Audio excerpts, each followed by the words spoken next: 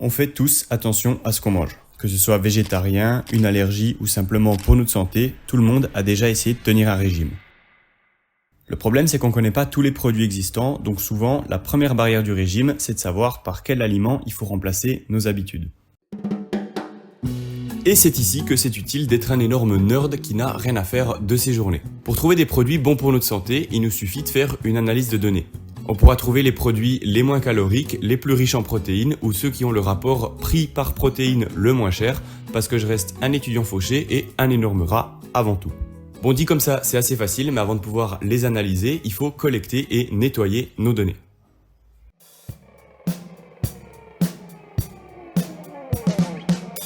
Alors pour commencer, il nous faut une source pour ces données. Comme je suis 6, j'ai choisi le supermarché le plus connu ici, la Migros. Et c'est aussi pour ça que tous les prix seront en francs. Sur leur site, on peut retrouver chaque aliment avec le prix, la quantité, les valeurs nutritives et d'autres informations qui pourront nous être utiles. Pour créer notre jeu de données, il faudrait récupérer le nom et toutes les informations correspondantes à un produit et les stocker dans un fichier Excel comme ceci. Alors comment on va faire ça ? Première option, le faire manuellement moi-même. Alors sachant qu'il y a les informations de plus de 15 000 produits à récupérer, on va vite abandonner l'idée. L'option numéro 2, c'est ce que j'appelle la méthode OpenAI, c'est-à-dire embaucher un Kényan pour qu'il le fasse à notre place à 2 $ de l'heure. Pour des raisons évidentes, on va aussi abandonner cette idée. On va plutôt opter pour la troisième possibilité qui est de coder un bot qui va aller à travers les pages et récupérer ces informations à notre place. C'est ce qu'on appelle du web scraping et ça tombe bien parce que j'ai un peu d'expérience dans le domaine. C'est faux, j'en ai absolument jamais fait, moi je suis chimiste à la base. Frappe-moi, je t'empoisonne. Du coup on est parti pour apprendre un énième skill qui me permettra d'embellir ma bio Tinder. Bon, après de longs échanges avec ChatGPT, j'ai enfin quelque chose qui fonctionne. Ici, on voit que je vais à travers les pages. Ici, ça a changé d'URL, voilà.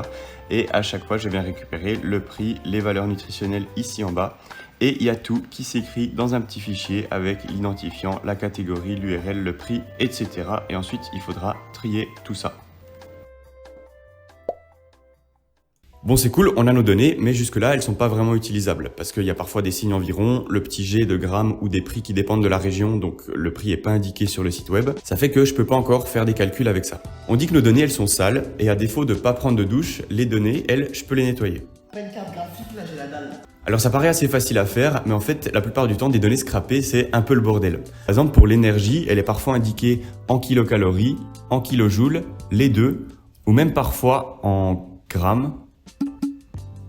Et même quand on a réussi à tout transformer sur la même unité pour pouvoir faire des calculs, il y a quand même toujours des produits qui ont été mal référencés par le site. On a par exemple ces chocolats au kirsch qui contiennent apparemment 52 grammes de protéines.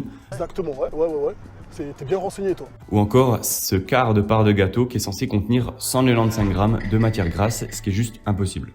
Donc on doit trouver un moyen pour détecter ces aliments et les sortir de notre jeu de données. Ici, je me suis pas trop cassé la tête. J'ai pris les calories apportées en moyenne par chaque nutriment, c'est ce que vous avez ici à droite, et leur quantité contenue dans l'aliment pour calculer les calories que devrait, en théorie, contenir ce produit. Et si la somme déviait trop des calories annoncées pour ce produit, c'est que le site a mal référencé quelque chose, donc je retirais ce produit de mon jeu de données. Maintenant on est prêt, on peut analyser tout ça. Alors je vais pas pouvoir couvrir tous les profils, du coup je vais prendre un profil commun, c'est-à-dire Timéo 16 ans, qui veut devenir entrepreneur et sportif parce qu'il a vu 3 Reels Insta qui lui disent de sortir de la matrice. Donc il nous faut un régime riche en protéines et pas cher. Alors on va commencer par regarder les produits les plus riches en protéines. Si on fait le tri dans nos données, on obtient en numéro 1 un produit qui contient 92 grammes de protéines pour 100 grammes, ce qui est juste énorme. Et ce produit, c'est l'aspartame. Bon, en fait, c'est assez logique parce que l'aspartame, c'est un acide aminé qui est un peu la brique élémentaire d'une protéine. Du coup, des pastilles d'aspartame, ça compte comme pratiquement 100% de protéines. Bon, c'est bien gentil, mais je vais pas saupoudrer mes repas d'aspartame. Donc, comme autre produit riche en protéines, on a évidemment les poudres à base de protéines, de la morue, du hachis de pois, de la farine d'amande, du soja concassé et de l'émincé de soja et des feuilles d'algues. Ici, on voit qu'étonnamment, à part la morue, on n'a aucun produit à base de viande. Pourtant, on sait que la plupart des influenceurs fitness disent que c'est plus simple d'avoir son apport protéique en consommant de la viande. Donc il va falloir continuer notre analyse pour comprendre pourquoi ce roi des barbares nous conseille de consommer de la viande pour avoir un bon apport en protéines. En fait, on voit que nos top produits en protéines, ils sont aussi assez riches en calories. Donc pas toujours l'idéal si on s'est mis au sport pour perdre du poids. Donc on va s'intéresser à une autre métrique qui est le taux de protéines par calorie. Et ça nous donne ce classement. Ici, on voit que c'est effectivement plutôt des produits à base de viande avec les crevettes en premier, suivi par du poulpe et de la morue. Ici, on trouve un truc assez intéressant, c'est que si on veut un maximum de protéines et un minimum de calories, il faut plutôt consommer des fruits de mer ou des animaux marins. Alors c'est cool, mais moi je suis complètement broke. Et comme mon pays a décidé de se placer en plein milieu des montagnes pour qu'on puisse yodeler des plus hauts sommets, eh ben, on n'a pas de mer. Donc les crevettes, ça coûte cher. Il faut qu'on commence à introduire le prix dans nos analyses. Bon, déjà, je peux pas comparer le prix de 5 kg de riz avec le prix de 100 g de farine. Donc ce que je vais utiliser ici, c'est à chaque fois le prix pour 100 g. On peut déjà faire un classement pour avoir une petite idée. On obtient en moins cher les pommes de terre et en plus cher le caviar, étonnamment. Maintenant, nous, ce qu'on veut, c'est des protéines pas chères. Donc on va s'intéresser au prix par protéine. En faisant ça, on trouve pour la protéine la moins chère, la farine ménagère, suivie des flocons de soja et des pâtes. Bah oui, en fait, on n'a aucune contrainte sur le taux de protéines, donc c'est juste les produits très low cost qui sortent en premier.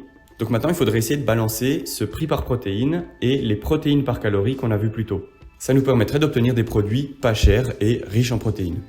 Alors pour faire ça, on va juste faire un graphe en 2 dimensions avec ces 2 variables comme axe. Nous, on veut un bas prix par protéine et un haut taux de protéines par calorie. Si on représente nos aliments sur ce graphe, on obtient ceci avec là en dessous le prix par protéine et les protéines par calorie à gauche. Ici, je peux zoomer sur la zone qui nous intéresse et on obtient ça. Je vais même zoomer un petit peu plus. On voit que tout en haut, on a les crevettes avec le plus haut taux de protéines, suivi du poulpe et encore du poulpe. Si on veut des produits un peu moins chers, il faut qu'on aille plus à gauche sur le graphe. Et là, on a la morue, du thon, encore du thon, de la morue de nouveau, ou même des escalopes de poulet. Donc si vous voulez des produits pas chers et riches en protéines, il faut consommer du poulet et du thon. Waouh, on en apprend dans cette vidéo, c'est pas du tout ce que tout le monde fait déjà. Bon, comme c'était assez basique comme conclusion, je voulais aussi introduire des notions de machine learning dans la vidéo. Donc j'ai construit un modèle qui prend un aliment non vegan en entrée et qui sort l'aliment le plus similaire d'un point de vue nutritif, mais en version vegan. Un truc qui pourrait être pratique pour réduire sa consommation de viande, par exemple. Alors je vais passer la création du modèle, mais on va regarder quelques résultats.